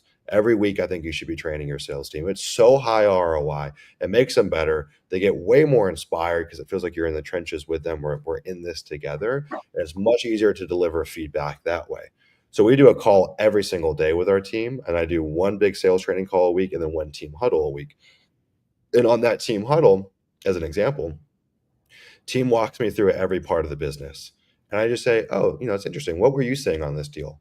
Let them explain it. Or what are you seeing with this listing? Because the engagement seems a little off. What's your thinking here? When you're delivering that stuff through writing or in Slack or what have you, a lot of room for things to be misinterpreted, a lot of room for people to get their feelings hurt. You want people to feel like they have autonomy and they have responsibility. People like oddly thrive under that if we've selected the right person. I lead with questions. I let them kind of walk me through their thinking. And sometimes their thinking is like, oh shit, you think that? Well, let's diagnose the root cause. Screw the deal. I want to create a learning opportunity here. Oh, you think that whatever properties with 100 feet of easement access aren't going to affect value? Let's go address that kind of idea and solve it at the root layer, not solve it for the deal. So what do most people do? Well, most people do, they're going to be micromanaging, looking at everything. The worst case is they're going to step in and take over. That's the worst thing you could do. Do not do that. Oh, okay, this person's effing up the sales call. I'm stepping in. I'm going to make the call. I don't like that. There's a time and place for it for sure, but on average, I do not like it. I try to avoid written feedback where I can. I try to start with questions and I don't just give them the answers. And I try to get to diagnose the root of what it is, not diagnose a superficial thing as it relates to that singular deal. And you just do that for a really freaking long time. And then people become really proficient. And the magic of a team is when you're 3 years in, 4 years in, 5 years in. That's where you have all stars, people that love their job, people that feel like they're a part of something bigger than them because they feel like they have responsibility, they have real impact in the business. And if you step away for a day or two, no big deal. I had kind of a crazy week this week with family being in town, and it just was not a great working week by any means. Still did all my things, but I wasn't at the top of my game. Still did well over 6 figures just this week alone. So it's like, all right, there's something to that. You know what I mean? And that's from building a really sick team, a competent team. Does that make sense? No, it does for Yeah. sure. So, dude, as best as you can, watch it, look at it, but stay out of it. Don't step in and do the work, and don't step in and give the answer. Are you currently training your team on an ongoing basis? Yeah, we have 2 meetings a week. Sweet. One's kind of going over everything. The other's like more just acquisitions. So, What does that acquisition call look like? so it's funny. The my acquisitions manager used to be a sales trainer. Mm, So, and he's good as far as sales wise. He's really good. It's more just like what I can teach him is more the land stuff as far as negotiating or stuff like that, more that type. mhm. Yeah, he should be teaching me about sales because he's closing more deals than I did. So, Sure. so yeah, it's kind of funny that dynamic. I can't say. I always tell him when I tell him something about sales, it's like, I first of know. all, I'm not as good as you. Yeah. But that's the thing about lands is there's still expert knowledge that you have that he doesn't have that is hindering him. That's not just sales process stuff, you know what I mean? Or 100%. sales strategy. So our calls never for the sales training never follow the exact format. We do have formats which I'll share here, but I check in with the team and figure out what they need. So I'll give you a few examples and I'll share like the different format concepts. What did we do yesterday on our sales training call? Oh God, I can't even remember. Yeah, sales training yesterday was process related. So we talked about the key variables and what they can do to just do better, which is like, okay, can we increase our answer rate? One of my AMs at 65% for their answer rate roughly. Can we get that to 85, 95? What do we need to do? What do we need to do to get there? And I don't give them the answer. I say, what do you think we need to do to get there? Oh, interesting. Well, I have this idea. You have this idea. What if we could blend them together? The week before that, we did a comp call. So I went through their comp plan and I just like played with the numbers. Well, what would happen if you started doing this? Look at how much you would make. Where could we go if we went here? The week before that, so 2 weeks ago, we did role playing. So typically these calls fall under, we go over sales process stuff for the land business. We go over role playings. We do call reviews. We'll do like mindset stuff. And then we'll talk numbers. And numbers kind of blend into the mindset stuff, but like, let's talk about your ambition. What are you trying to do here? Oh, you want to buy a rental property this year? How much you need to do that? Well, here's what your comp plan says. What are the numbers we need to hit to get there? And so it does rotate, and I figure out what the team needs. But don't just do just straight sales training. The team needs more than just sales training, in my opinion. One of the last things too, we'll do like pipeline management. Like show me your 20 hot leads right now. All right, break it down. Okay, this is what's happening. This is what I'm saying. What are you saying? Et cetera, et cetera, et cetera. Are you doing something along those lines? Yes, that's actually it comes from you. Like you always say, like first thing in the morning, like where's your next deal? Mm-hmm. So Mm-hmm. like every call, I'm like, okay, like which, and we have those Mondays, so I'm like, which deal do you look at and see as the next deal? And it's kind of funny because I always over the weekend kind of look at all the leads and whatever, and then I have an opinion as well. And sometimes we're same, sometimes we get different opinions and stuff. So Mm-hmm. sometimes we're right, sometimes we're wrong. So you never know. Yeah. How are your KPIs being tracked? Are they being tracked correctly? Yes, as far as we like the biggest KPIs that I watch for is leads per mail, mailers or whatever, not leads per mailer, deals per mailer. And then also what I watch a lot is profit per deal. Mm-hmm. Um, because I feel like that's and leads, I know kind of where I'm at, like leads per like right now we're at a 0.5% response rate. As long as I'm in that, general area, but we were working on Crystal's working on getting that a little more streamlined, so we actually know that number better. Mm-hmm. But those are two big KPIs that I watch for. So, is your team filling out an end of day report or anything along those lines? Yeah. Okay. So I think about it like this. There's the business's KPIs, like high level for the business. There's KPIs for individual roles, and then there's end of day reports, which are like quantitative and qualitative. And through those, you should be able to get most of like the management oversight that you need. You know what I mean? And then you have your weekly calls, your team showing you the pipeline. Like that should do most of the heavy lifting for you. And that's where I spend a lot of my time, right? Going through that stuff. Um, where's your management time going? Is it mainly there? Are you doing different things? So I'm still like my biggest things I do is like I still select markets, price out markets, Hmm. and then like right now I'm still at the like if Steve is talking to someone and like basically we have a two call close and then he comes out the property says what he thinks we should offer whatever and then I kind of confirm that Okay. which I feel that's not like 6 months from now he'll be doing that himself like with just being in it 2 months like I feel like as far as that part I still have to be involved for now but that's also a means to an end. Hmm. Do you have any doubts about his underwriting? No, he's pretty spot on. Yeah. So how is that? What's that format right now? How are you getting looped in on that? So we are like we use Pebble, and then we have a what do you call that Trello board? That's Hmm. basically a whole thing that like he tags me in it, and it's called like approval needed or whatever. Hmm. Okay. Okay. I mean, I would think about doing it a little bit differently. It's your call. Again, you're going to graduate from doing this, but like don't like go off of their results currently. Don't just make up rules, you know what I mean? Like if the guy's good at underwriting, cut him loose. The way I would cut him loose is you have a channel in Slack or wherever you want to put it, which is contract sent. So you can see the contracts that they're sending and you can give feedback there if you need to. I would give them a little more tolerance, a little more autonomy. Again, try to move them to like that you live and die by your sword type thing. You can still have oversight, and I don't just do that automatically. They've got to prove themselves. But I think this guy's proven himself, no? Yeah, he has. So that's what I recommend. Now, inside Pebble or Follow Boss or whatever, we still like when the team runs into weird deals, they still do loop me in. I don't know how to underwrite this thing. I'm looking at it 12 different ways. So like we still things get brought to me before contracts are sent, but it is the minority of situations.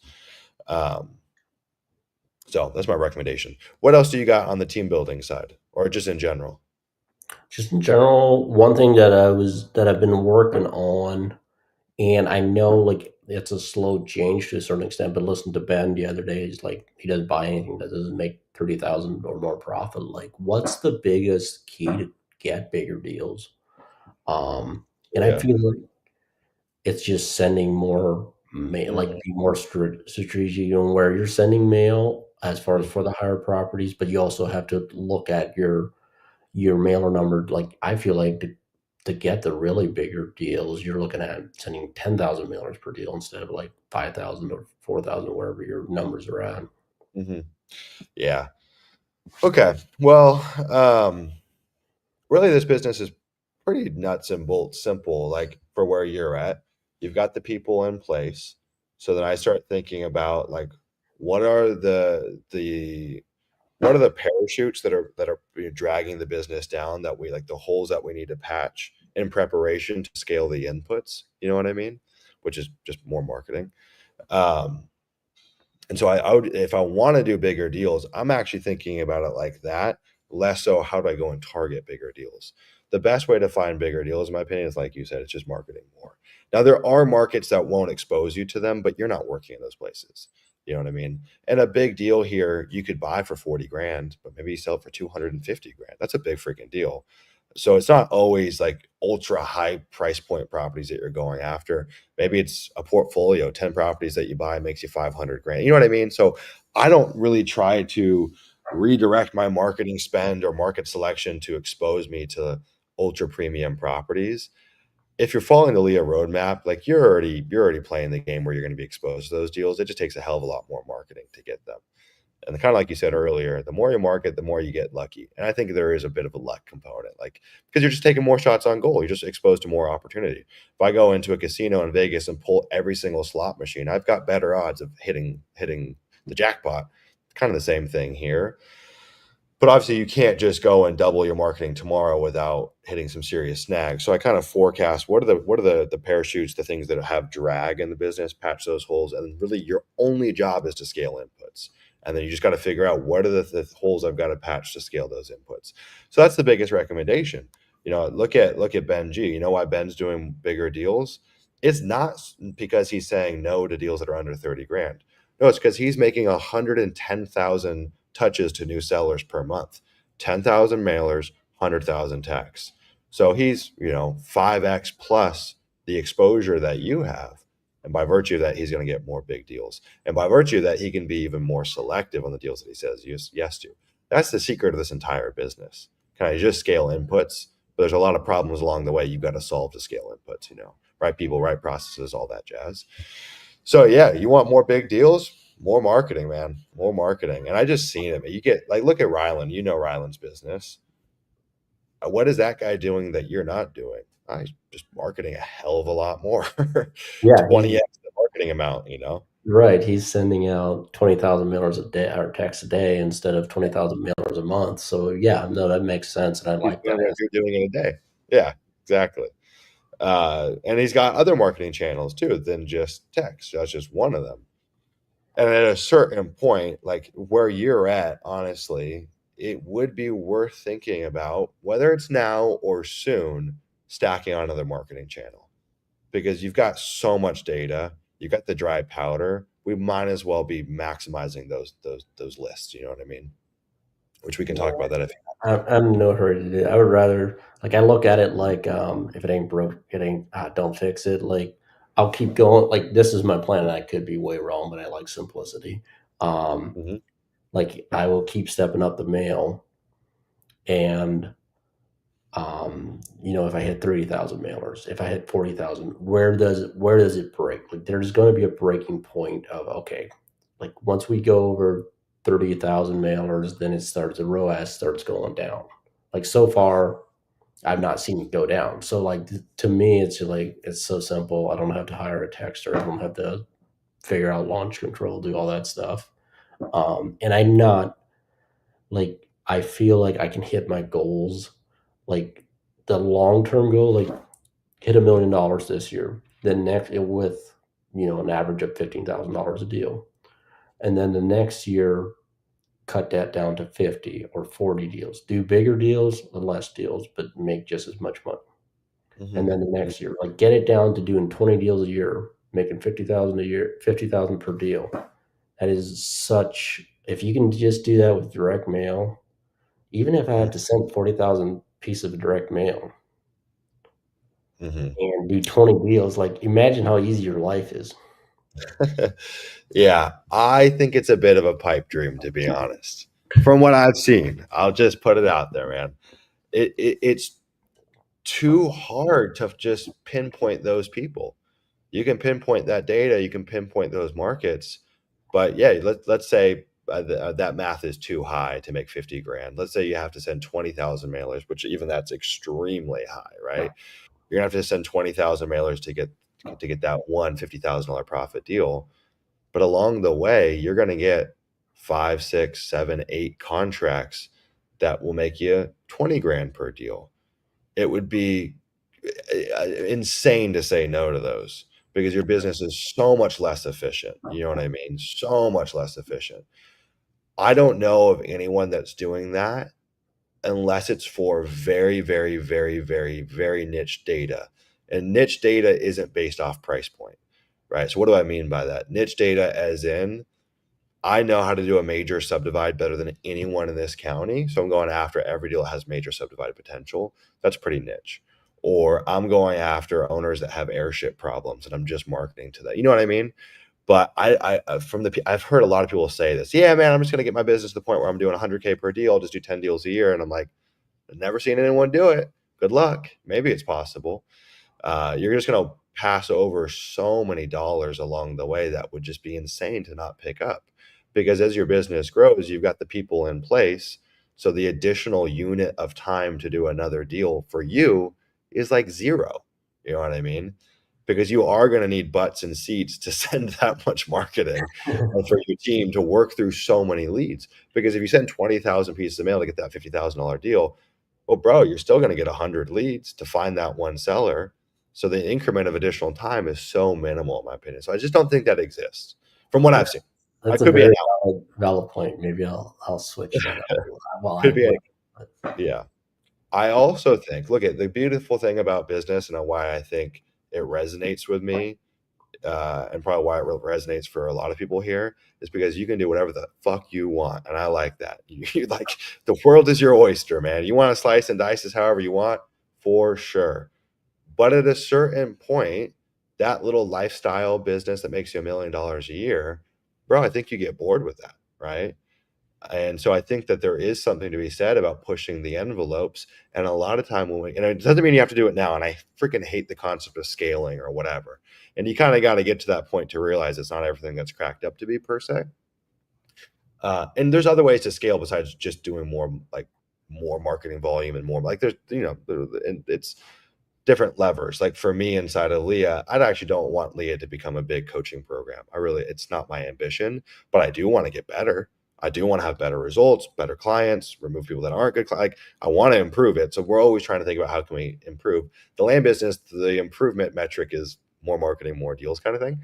But what I've learned is that there's oftentimes a gap from where we want to be to where we want to go, where we have to kind of salvage some of our personal, not discomfort, but like there's things like you've got like an ick to like, well, I got to learn launch control. I got to build a team. Yeah, you might have to do that if you want to push the envelope, which I think at a certain point you would want to push the envelope. Doesn't mean doing it now, but some of those huh, Oh, that might come down the road. You might you come down the road, man.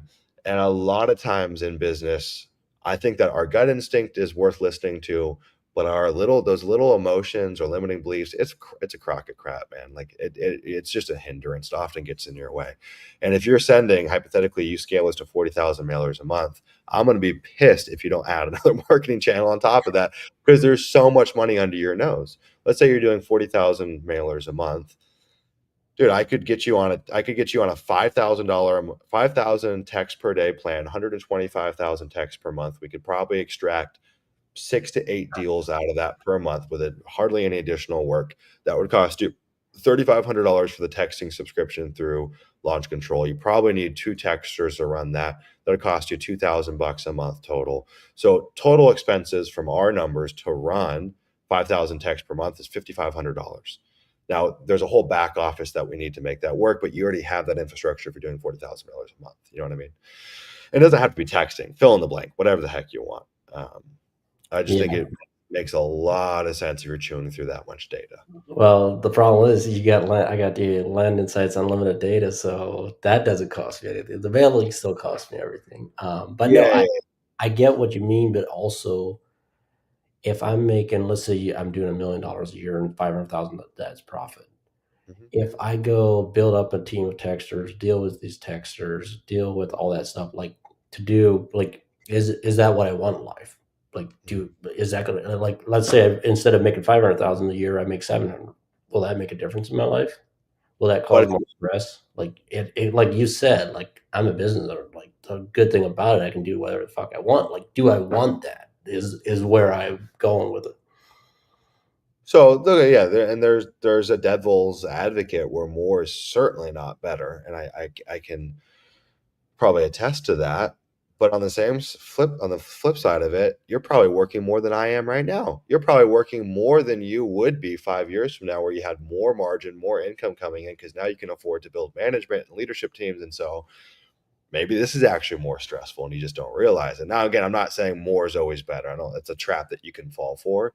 But if you build this thing right and you have enough margin, it actually should be requiring less of you, not more of you. Yeah. No, You know, I get it, but I also, and I could be totally wrong. Like this is my goal is like take this 3 people team and make money, buy more rentals, and mhm. just keep it very like one of the biggest thing I don't like is like having people work for me. Like I don't I don't like to be a boss, and I know I can build a team that Crystal would be running the people like anybody that I hire. Like I'm not going to be a boss. Crystal's going to take care of them, but also it's simple, and if I can build it up to where I'm making enough money that I'm happy, then I don't know if I then like you said, maybe down the road I'll be like, yeah, it's worth it. But for right now, like if you told me I have to go hire people to start texting, I'd be like, yeah, it's not worth it. I'll send one mail. But Yeah, it could change down the road. it could change. And yeah, look at it. It's a take it at your own pace thing. And I think oftentimes a word to the wise is not sufficient. You got to go through it to learn it and to experience it. And it's not to say that there's only one way. But like you might not like management because you haven't worked with great people. You know what I mean? I can tell you that working with a great team for sure for everyone is better than working by yourself or working with a shitty team. But to attract good people, you got to pay them well. They got to feel like they're a part of a mission, something that's growing. So it can't just be about Brian. You know, if you do want to build a team, which you've already started down that path. Yeah. And so And yeah, disclaimer on that, like I have a great for like sure. It sounds like it.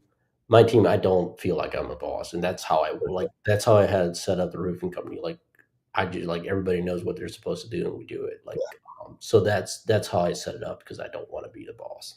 Yeah. Yeah. Yeah, look at I think that and I can only speak for myself. So I have no idea what it is for every other person.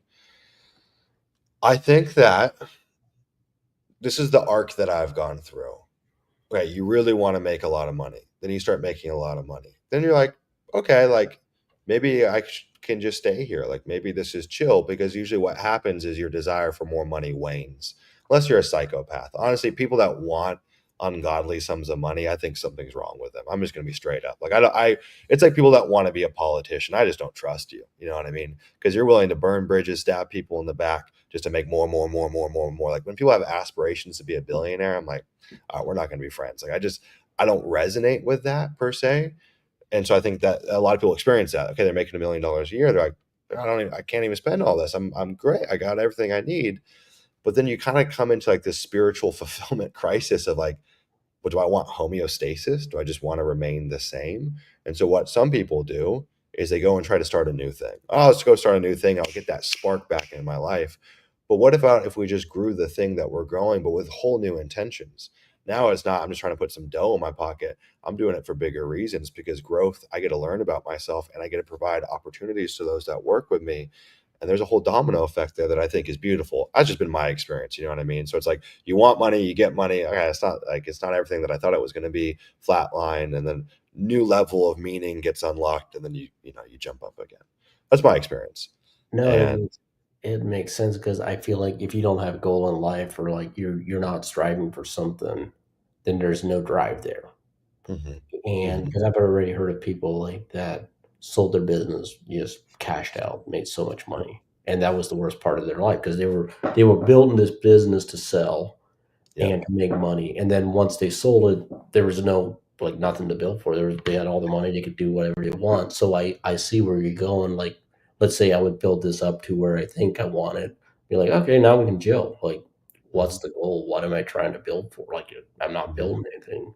mhm. Um, and what have I done the last 12 years? Build shit, like buy rentals, build that business, build the roofing company, build the land business. Like, so yeah, I'll probably be 2 days in. I feel like this sucks. I need to. Yeah, yeah, yeah. No, there's something to that, man.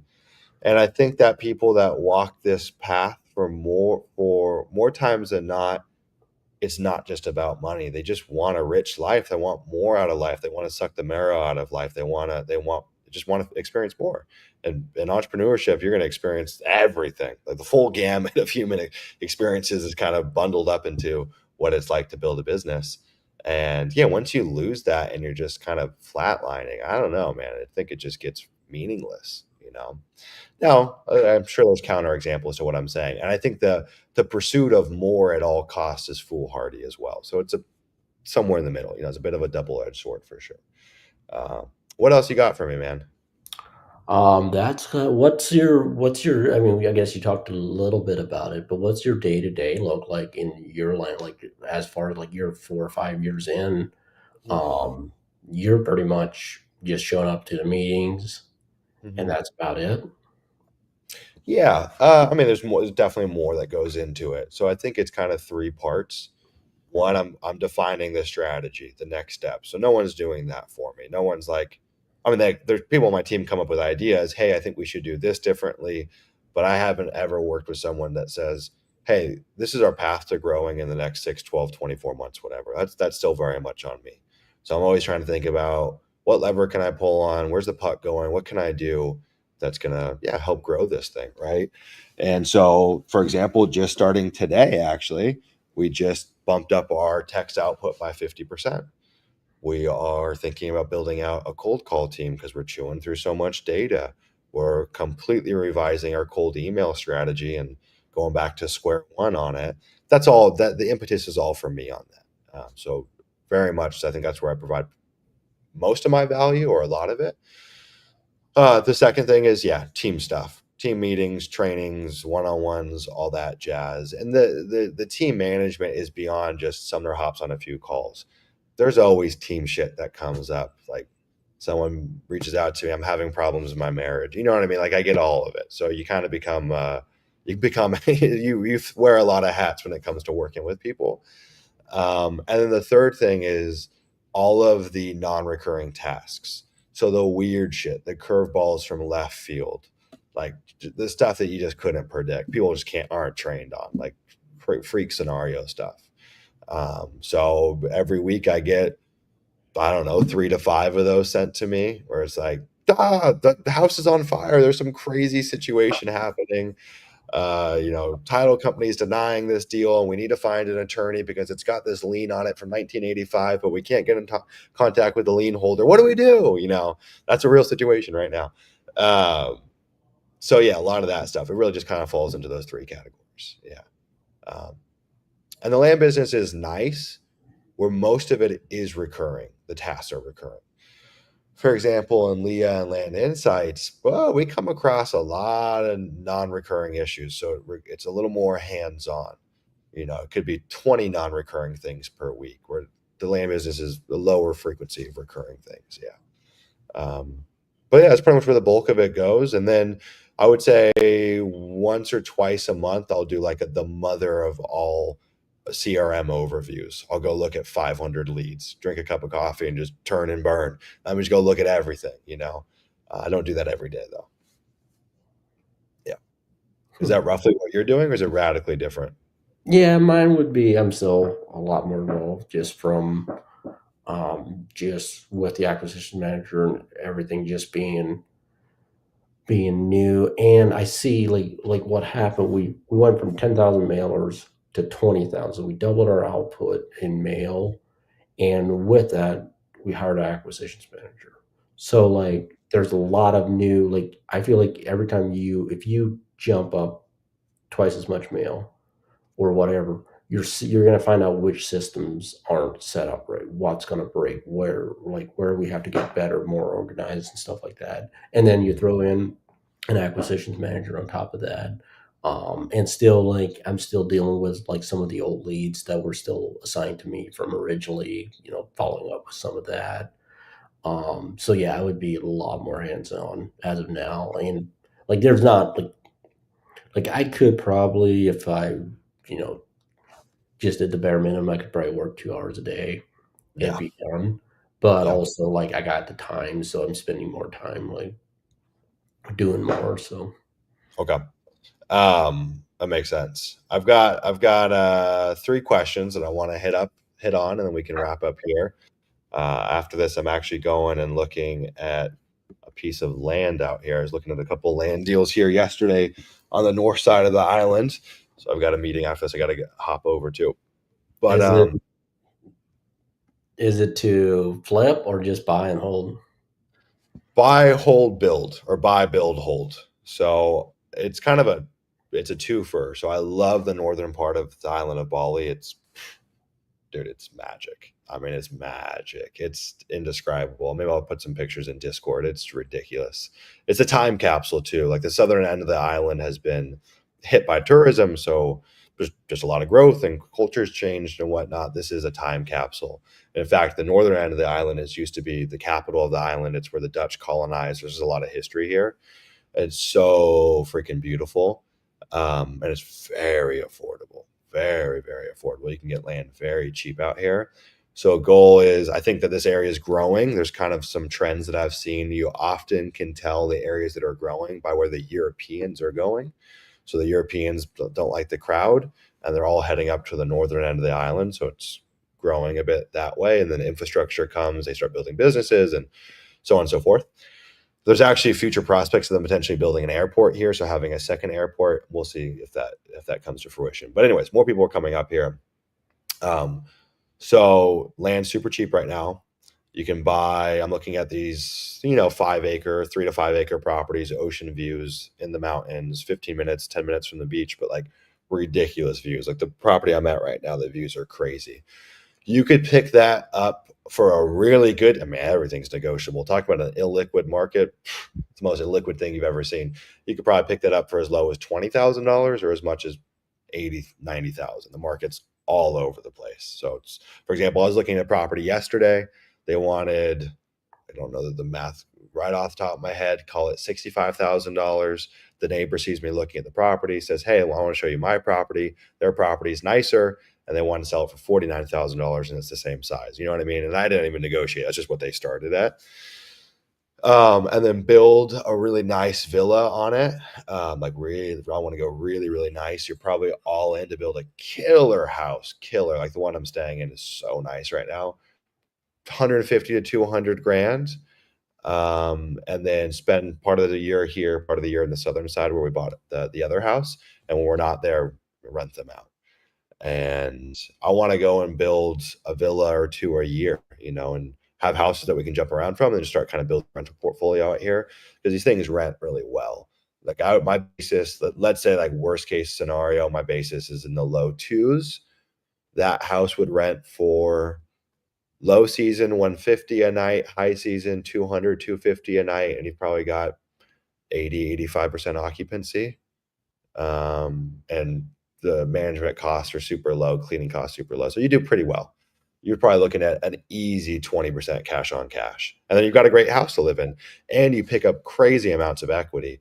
I don't know how true this is, but the realtor I was with yesterday says if you build this house instantly, you could sell this for 10 billion rupiah, which is about $600,000 USD. So you build for in the twos, you sell for six. So you got a lot of equity that you pick up, and that doesn't factor in an appreciation.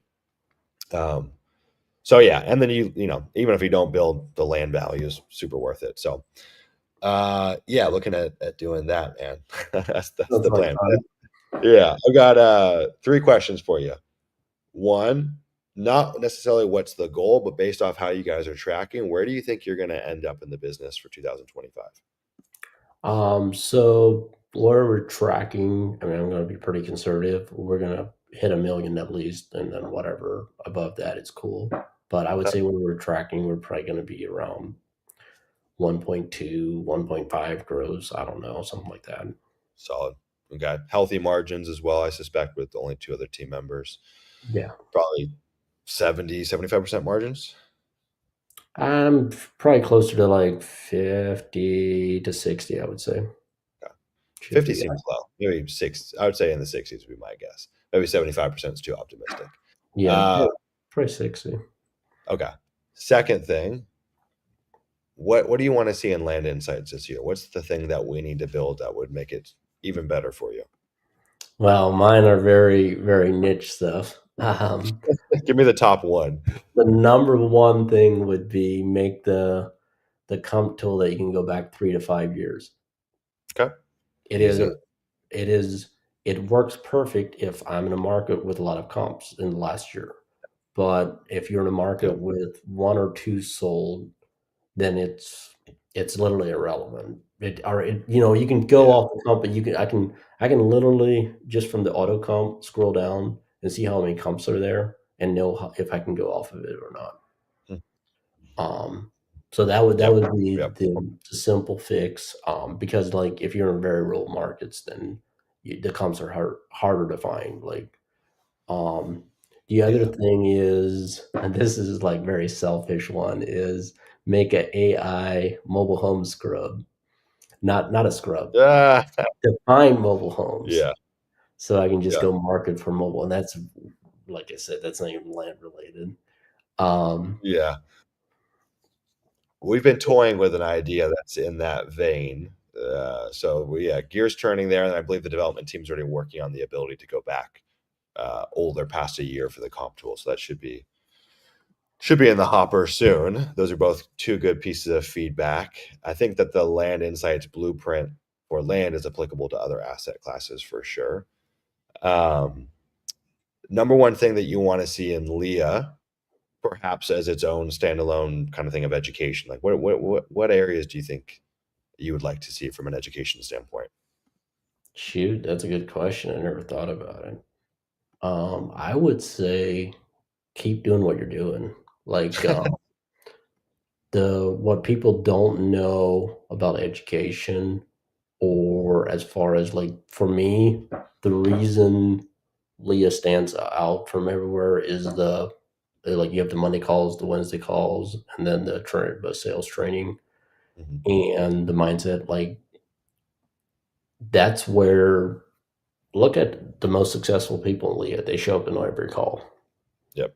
Yep. And so, like, honestly, I wouldn't change anything. Um, what you guys have built, and if people do what's in there and show up to the calls, I mean, almost have to be successful. Like, Yeah. literally. Yeah. I appreciate that, man. Yeah, you're definitely gonna hit some bumps in the road for sure, but we can rectify those bumps when people are, it's reciprocal. Like we show up and they have to show up. I wish it wasn't that way. I wish we could just do the work and make it easy for people, but it is a reciprocal relationship for education.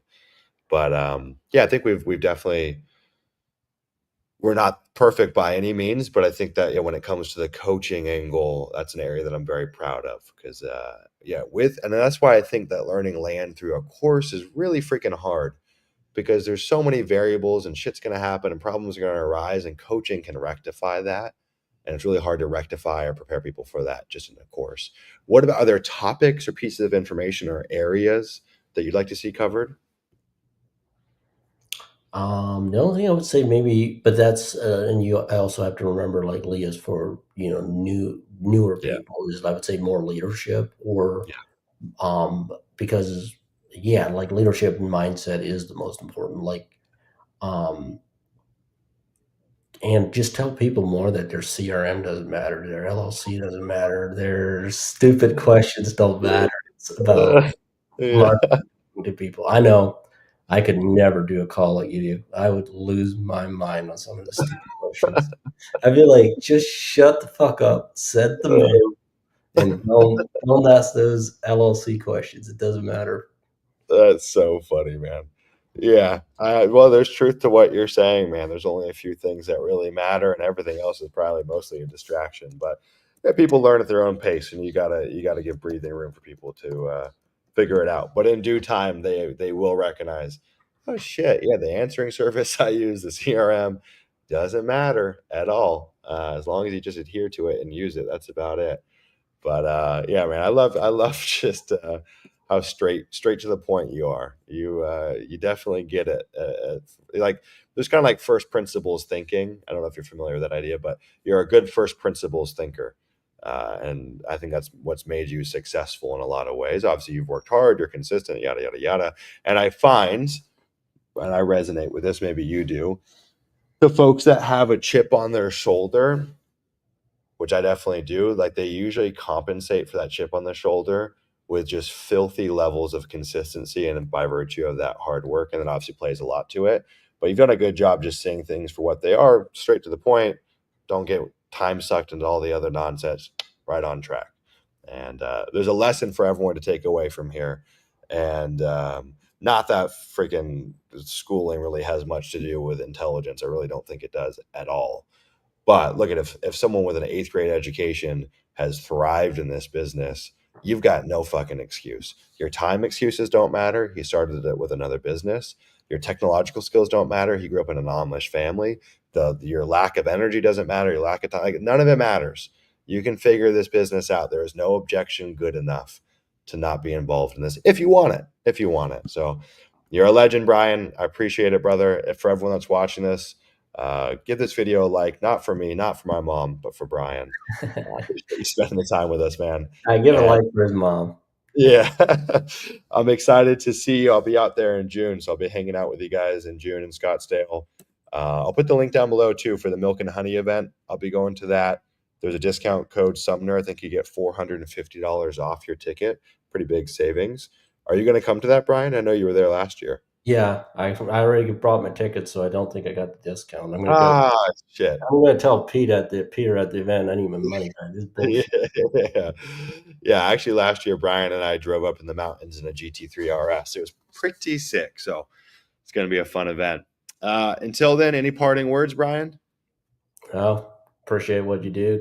Keep doing it. You're doing I've I've told you before, like your patience in coaching is like unreal and it works. Like the whole Leah community is like everybody's out to give and like the best community to be in just overall, not even if we're talking about land and in any good community or any business, any aspect, it's all from who's the leader or who's on the top. And it's like it all starts with you. And I appreciate what you do. I appreciate that. That means a lot, man. Well, I appreciate you, man. I'm excited to hang out in June. Everyone that's watching this, have a good weekend. Be careful on that bowl, Brian. And don't drink too much this weekend. I know you boys have been getting rowdy over there. All right, we'll try not to. See you, brother. Take care, man. Bye, Later. everyone. Thanks for tuning in. Appreciate you guys. Bye.